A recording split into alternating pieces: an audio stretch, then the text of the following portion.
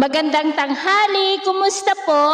Narito po ulit ang update natin para sa lagay ng ating panahon ngayong tanghali po ng August 4, 2024 na kung saan sa ngayon ay patuloy pa rin na may dalawang low pressure area na humahatak po ngayon sa habagat na nandyan po sa northeastern part ng ating bansa.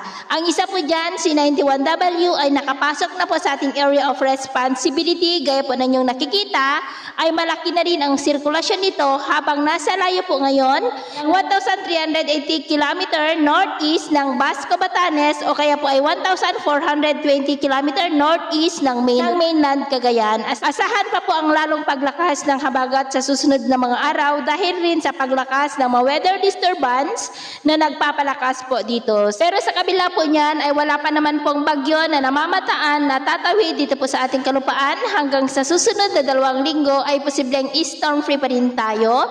Pero hindi pa rin po inaalis ang posibilidad na may pamumuo pa rin ng mga low pressure areas sa silangan po ng ating bansa, lalo na po dyan sa may northeastern part. At sa lagay ng ating panahon ngayong tanghali, ay maayos pa rin ang panahon sa malaking bahagi ng ating bansa, pero dahil sa habagat at mga localized thunderstorm, ay maulap ang kalangitan with isolated rain sa may Ilocos region, ilang bahagi ng Central Luzon, Cordillera, ilang bahagi ng Cagayan Valley, Metro Manila, Calabarzon, ilang bahagi ng Mimaropa, Bicol Region, Northern Samar, ilang bahagi ng Aklan, Southern Negros, maging po sa ilang bahagi ng Babuyan Islands. At sa susunod na mga oras, ay mas maulap ang kalangitan at mas mataas ang tsansa ng mga isolated light to heavy rain sa may Ilocos Region, Cordillera, ilang bahagi ng Cagayan Valley, Central Luzon, Metro Manila, Calabarzon, Bicol Region, Mimaropa, Panay Island, Negros, ilang bahagi ng Cebu, Northern Leyte, Southern Samar, Zamboanga Peninsula,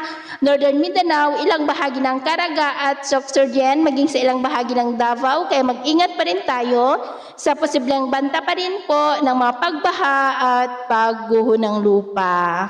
Atin naman po mga baybayin, wala naman po tayong nakataas na anumang gale warning signals, pero iba yung pag-ingat lamang po kung papalaot tayo para mas makaiwas sa mga sakunang pangkaragatan. So, yun po ang latest update natin sa araw na ito.